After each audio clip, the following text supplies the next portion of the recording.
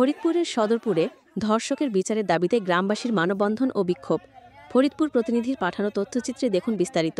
ফরিদপুরের সদরপুরে ধর্ষককে গণপিটনের জেরে গ্রামবাসীর নামে মিথ্যা মামলা দেওয়ার প্রতিবাদে বিক্ষোভ মিছিল ও মানববন্ধন করেছে স্থানীয়রা। বুধবার 5:30টায় ভাসানচর ইউনিয়নের মধ্যচর বিদ্যুৎ অফিসের সামনে ঘণ্টাব্যাপী এই মানববন্ধন অনুষ্ঠিত হয়।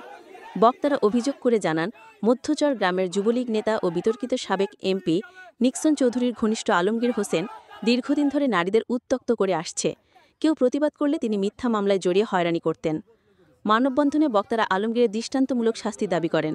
এতে ভাসানচর ইউনিয়ন পরিষদের চেয়ারম্যান শেখ গোলাম কাউসার সহ ইউপি সদস্য ও স্থানীয় গণ্যমান্য ব্যক্তিরা উপস্থিত ছিলেন। এতটুকু পাইলাম, গ্রামবাসীর তরফ থেকে একটা লোকও আসামিদের খারাপ বলে নাই। এবং এই আলমগীরের ব্যাপারে আমি অতীতেও জানছি, আমি নিজেও ভুক্তভোগী। আমার এক মেম্বার এর আগে আসামি হয়েছে একটা খাল কাটা নিয়ে। দুনিয়ার ওই সবার ঘরে যায় আর অন্যায় করে আর এই বিচার চাই, বিচার চাই, আমরা বিচার চাই। মহিলাকে দেখলে পর মনে করেন যে চোখ খারাপ করে আর মনে করে হয়ে করে গোপন রাত্রে মনে করেন যায়, গভীর রাতে যায় তারপর নারী নির্যাতন মনে করে আকাম গোপন করার পরে তারপর মনে মানুষে ধরা ফেললে তারপরে মনে করেন তার জন্য অনেক খেপে। চরিত্র খারাপই, চরিত্র আর ভালো না, তার কারণ ও সব ফ্রি সন্ত্রাসী। আমার একটা বাজার ঘর আছে মার্কেট, ও লিখছেন যদি লোকজন দিয়ে লিখছেন যদি থানায় ফোন করাইয়া আমার ঘরে বাড়াইতে কোনো উৎপাট করে সব নিয়ে এটাই জায়গা।